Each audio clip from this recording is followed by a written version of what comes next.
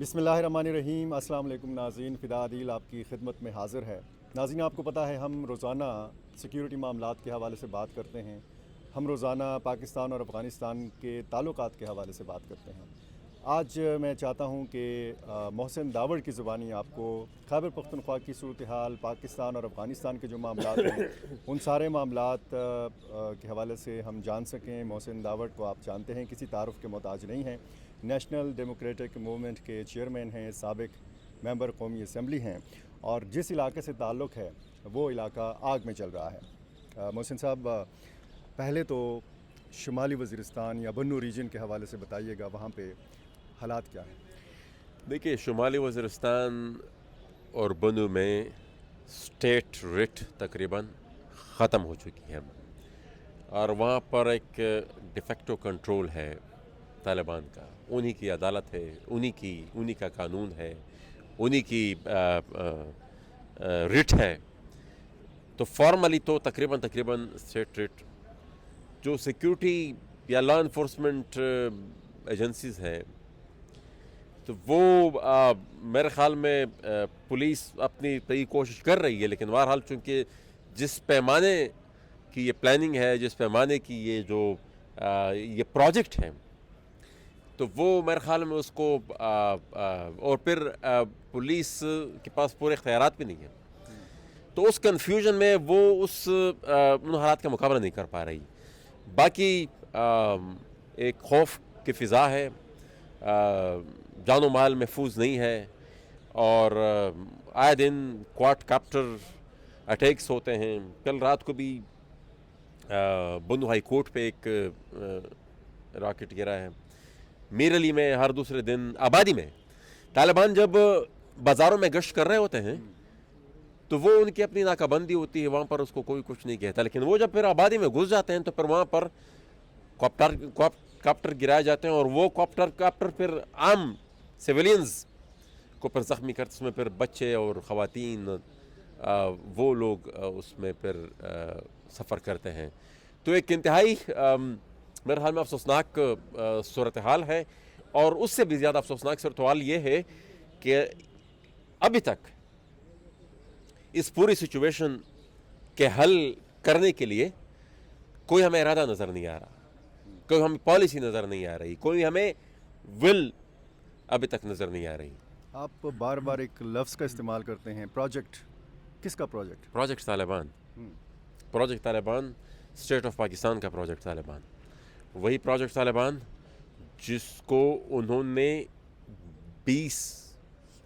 اس recent phase کی بات کر رہا ہوں، 9/11 کے بعد فال آف کابل تک، 9/11 سے لے کر فال آف کابل تک، جس کو یہاں پر نورش کیا، جس کے یہاں پر پروٹیکشن دی، لاجسٹک فائنانشل سپورٹ دی، اور اس وقت تک دی جب دوحہ میں ایگریمنٹ ہوا، اور پھر اس کو بھی انہوں نے فیسیلیٹیٹ کیا، اور اس فیسیلیٹیشن کے بعد طالبان کو اس حد تک سپورٹ کیا کہ انہوں نے کابل پر قبضہ کیا، اور اس قبضے کے بعد حکومت بنانے میں بھی ان کو فیسیلیٹیٹ کیا۔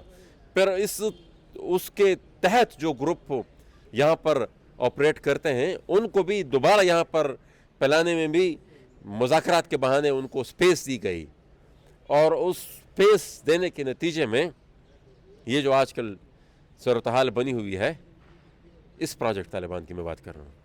تو کیا یہ پروجیکٹ ناکام ہو گیا ہے؟ پاکستانی جو ملیٹنٹس ہیں یہ ان کے کنٹرول سے باہر ہیں، افغان طالبان ان کے کنٹرول سے باہر ہیں، کیونکہ پاکستان اور افغان طالبان کے تو تعلقات ان دنوں نظر آ رہا ہے کہ کشیدہ ہیں۔ کوئی کشیدہ نہیں ہے۔ اچھا، دیکھیں نا، یہ تو ایک ہی وجود کا حصہ ہے۔ یہ افغان طالبان کی چھتری تلی، ان کی لیڈرشپ، ان کی ہیرارکی کے نیچے ہی یہ ابھی بھی کام کر رہے ہیں، تو کوئی فرق نہیں ہے۔ نہ ان میں کوئی، نہ پہلے کوئی ڈویژن تھی اور نہ اب کوئی ڈویژن ہے۔ اور یہ بات جب آج سے چند سال پہلے ہم کہتے تھے تو صرف اس بات پہ ہمارے اوپر پھر غداری اور پتہ نہیں دہشت گردی کے کون سے ٹپے لگ جاتے تھے۔ سرحد بند ہے، تجارت بند ہے۔ دیکھیں نا، ساری کڑیاں پھر ملتی ہے۔ آپ معاشی طور پر اگر ایک ریجن کا آل دو کہ ان دا لارجر پکچر اس کا بنیادی نقصان पंजाब को ही हो रहा है, ठीक है ना, इंडस्ट्री वहाँ पे है, अफगानिस्तान को इतना मसला नहीं है, ज़ाहिर है उनको भी होगी सब्ज़ी या फ्रूट उसके हद तक तो होगी, लेकिन जो इम्पोर्ट एक्सपोर्ट बैलेंस उसमें तो यहाँ पर आपकी एक्सपोर्ट ही ज़्यादा जा रही है, वहाँ पर पूरी यहाँ की इंडस्ट्री आपकी सिर्फ अफगानिस्तान नहीं फिर ऑनवर्ड सेंट्रल एशिया तक। पंजाब चैम्बर ऑफ कॉमर्स के लेकिन चूँकि बोगस और अना और उनको नीचा दिखाने के लिए कि पूरा, और उसमें एक और रीज़न भी है कि एनवायरनमेंट ऐसे बनाया जाए कि लोकल, क्योंकि ये जो बॉर्डर एरिया है इसका सारा दारोमदार 70-80% यहाँ की मईशत बॉर्डर ट्रेड पे चलती थी, और बॉर्डर ट्रेड के क्लोजर के बाद एक एनवायरनमेंट ऐसी पैदा की गई है कि लोगों में बेरोज़गारी ज़्यादा हो, और वो फिर जब आपके पास कोई ऑप्शन ना हो और एक अपॉर्चुनिटी मिलिटेंसी के नाम पे वहाँ पर मंडला रही हो, तो लोग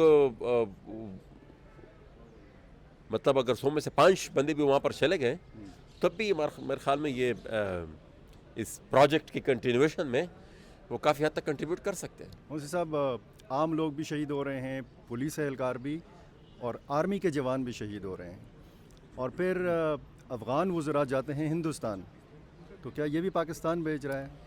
देखिए 2-3 चीज़ें हैं। एक तो अफ़गानिस्तान बतौर एक रियासत, चूँकि वहाँ पर एक लेजिटिमेट गवर्नमेंट तो है नहीं, और एक बंदूक बरदार ग्रुप है जिसने कब्जा कर लिया है। अब इस तरह के मंसूबे में चीज़ें बिल्कुल 100% रिमोट कंट्रोल की तरह भी नहीं चलती। ग्रेटर जो ऑब्जेक्टिव है उसकी वो मकसद होता है कि उसको किस तरीके से अचीव करना है, उस पे काम हो रहा है। अफ़गान तालिबान को अभी भी state protection, state protocol Pakistan में अभी भी हासिल है, अभी भी हासिल है, एज ऑफ नाउ अभी भी हासिल है,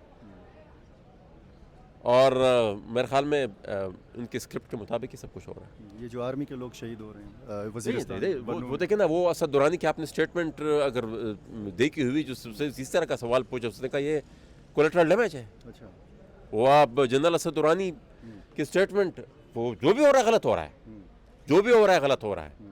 हम तो यही कह रहे हैं ना। देखिए ना, मैं जब खड़कमर से निकला के बाद जेल से निकला तो मैंने उस वक्त भी यही बात की कि देखें ना, इन शहादतों के पीछे भी बास पाली सांस छुपने की कोशिश करते हैं, तो जो भी हो रहा है गलत हो रहा है, ठीक है ना। अब बाज़ चीज़ आप एडमिट हो रही है कि हमने ये भी गलत किया था, ये भी गलत किया है। बाज़ आज जो हो रहा है वो शायद 10 साल बाद ये लोग एडमिट कर रहे हैं, लेकिन 10 साल पहले की जो चीज़ें अभी एडमिट कर रहे हैं उसमें जितना नुकसान हुआ है, तो who is responsible for that? आज हल क्या है? हल ये है कि इरादा ठीक कर ले, नीयत ठीक कर ले। नीयत ठीक कर ली तो मेरे ख्याल में बाकी चीज़ें ठीक हो जाए। हाँ, कॉम्प्लिकेशन जिस लेवल तक पहुंच गई है शायद अब इतना आसान नहीं है मसले को, लेकिन इरादा हो रास्ते निकल आते हैं।